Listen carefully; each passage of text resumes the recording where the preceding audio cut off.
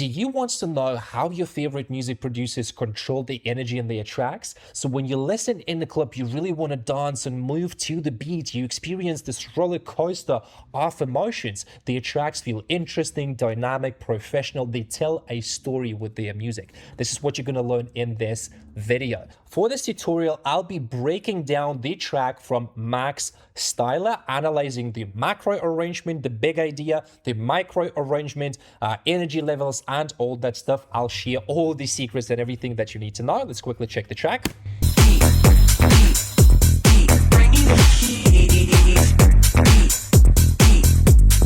If you need help with your music, all the links to my coaching and my music production course is in the comments, and let's get started. Let's start with macro arrangement. First key takeaway from the track. The energy is like a roller coaster. After 16 bars drop, there's a break to keep it more interesting and dynamic. So if you look here, there's a pattern. We have the drop, then we have a break, drop, break, drop, break, and then there's the final part of the track. So let's listen and analyze the sections a little bit just so we can get into the flow and see how the energy changes, right? So here's the first section. This is the drop minimal.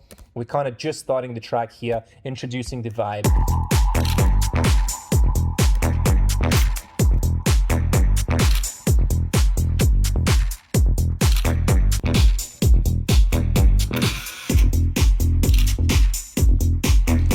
And then we go into the breaks. There's a little dip in the energy.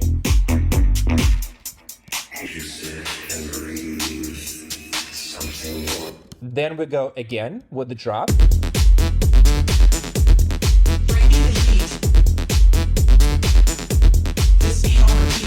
Then there's the next build. It's a little bit more energetic. There's a lot of tension, a lot of energy happening. And then we have the full drop.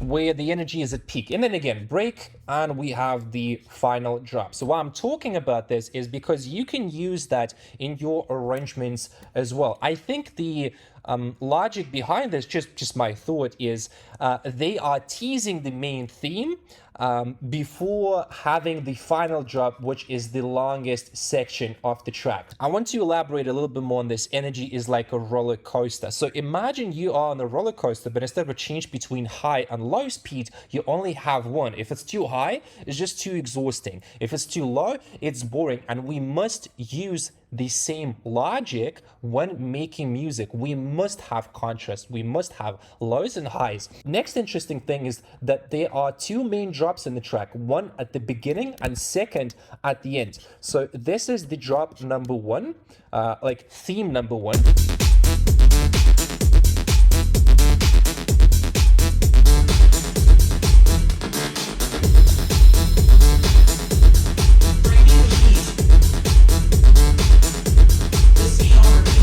Right? And then we have the second theme.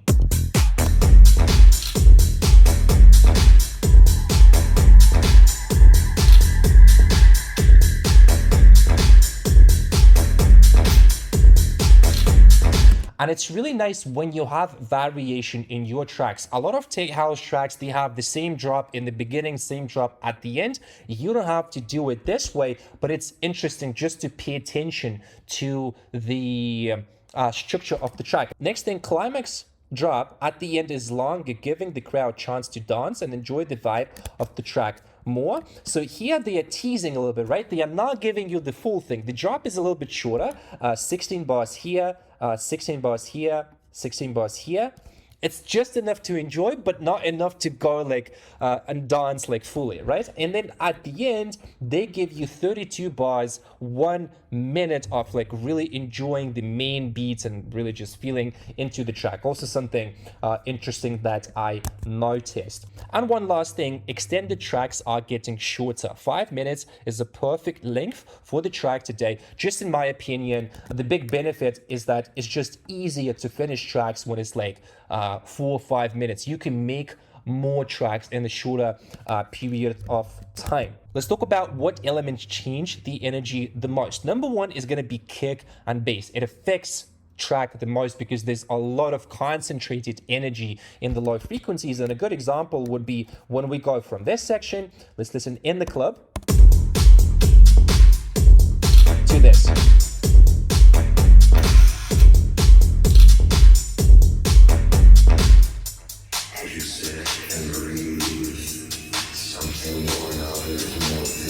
Do you see how much it changed just by taking out the kick and the bass?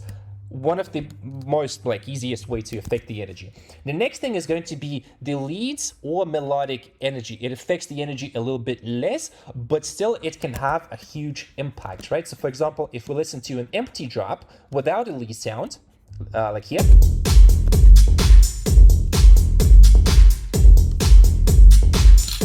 and we listen to the lead,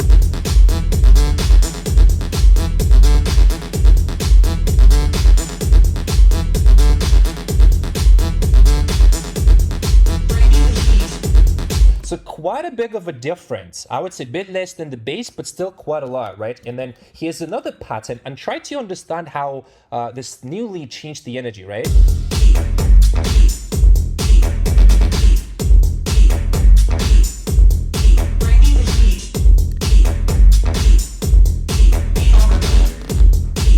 Pretty interesting.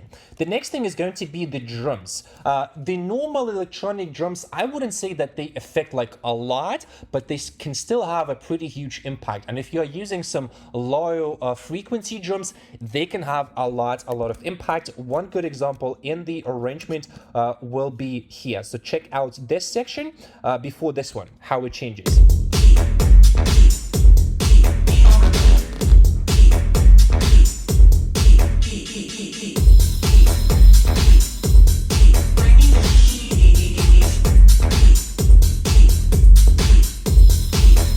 So quite a bit of a change. And the last example would be effects. So depending on the frequency, effects usually affect the energy the least. But again, sometimes depending on the context, they can have a lot of impact. So one example would be this one. Listen to this effects transition.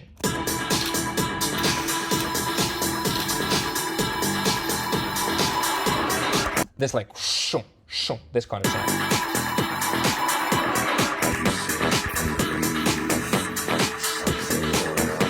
Here's how to use these macro arrangement principles in your music. So number one, copy the structure and try to produce a full track with it. Analyze energy levels. When does energy go up or down? See what elements add energy to the track. Get inspiration and ideas for arranging your tracks by analyzing favorite references and know what sounds to add and once you add them. This is an amazing exercise for you to practice your listening skills, your arrangement skills, and just by emulating, it will be a lot easier for you to improve arrangement, finishing tracks, and so on.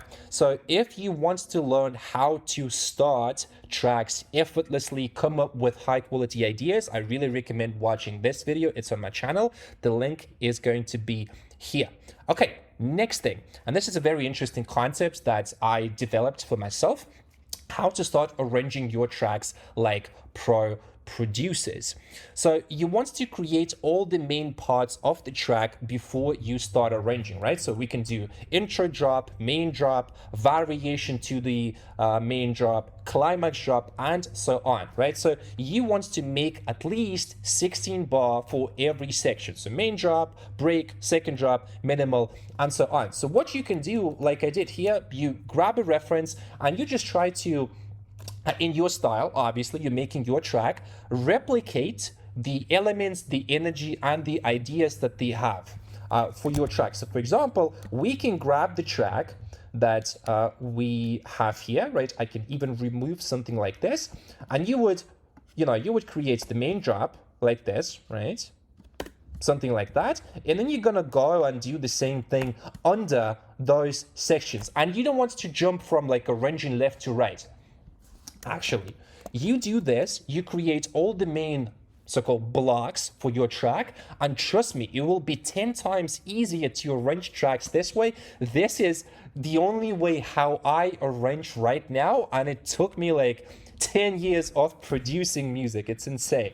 Once you have created all the building blocks, drop 1, drop 2, break, intro, whatever, you can start arranging the track, connecting those from left to right. And before we do that, to make this process efficient and effortless, here's a quick checklist of the things that you need. Make sure to have good kick and bass. It will be easier to arrange like 10 times.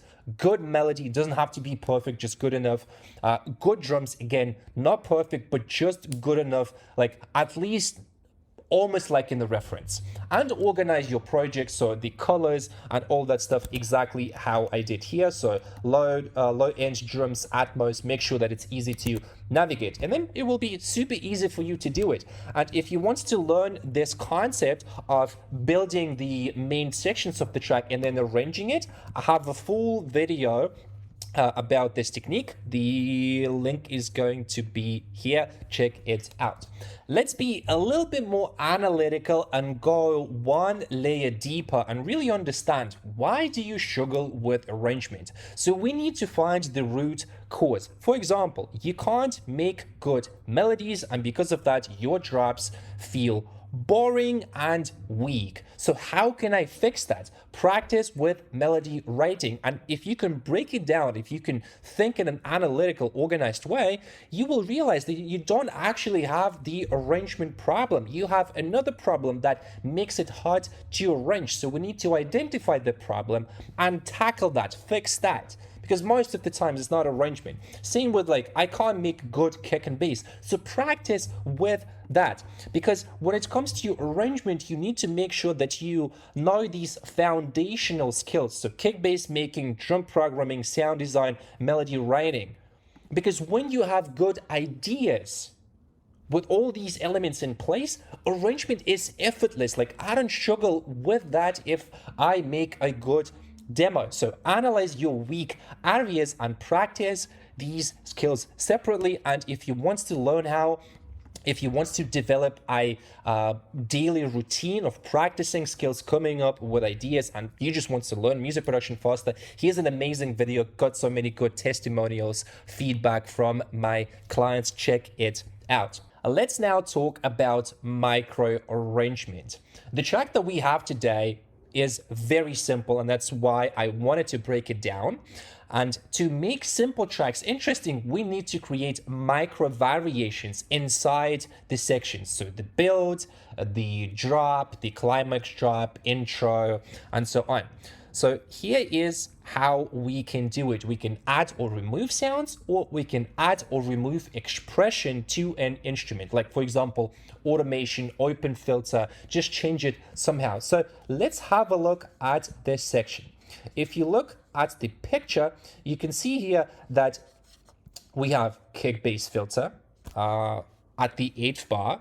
Then if you look closely, we have a little bit different vocal chops. We have 2 vocal chops instead of 1, and we have a lead variation. So let's go and listen to that and break it down so you can see.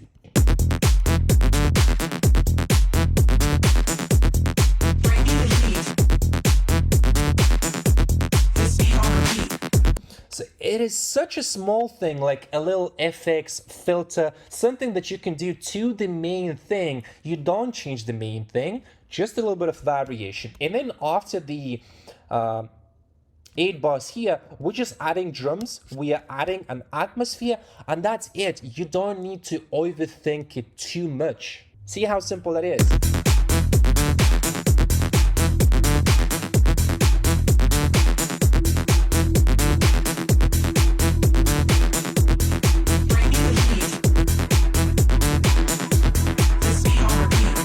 Right? And then we can have a look at a different section here. This is another example. So we have some drums effects. Again, it's so simple.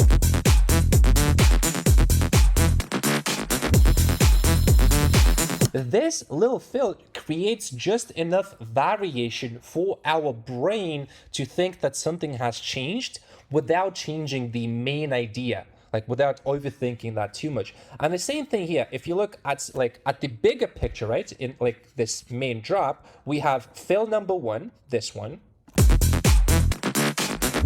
and we have the vocal chops, right? We don't have them here, but it's just enough.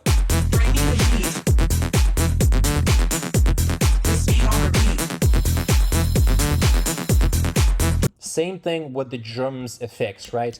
Drums layers, drums effects, all that good stuff. And we can see here that, show you another example. Let's look at this section. So we have one Atmos, and then there's another one that is playing.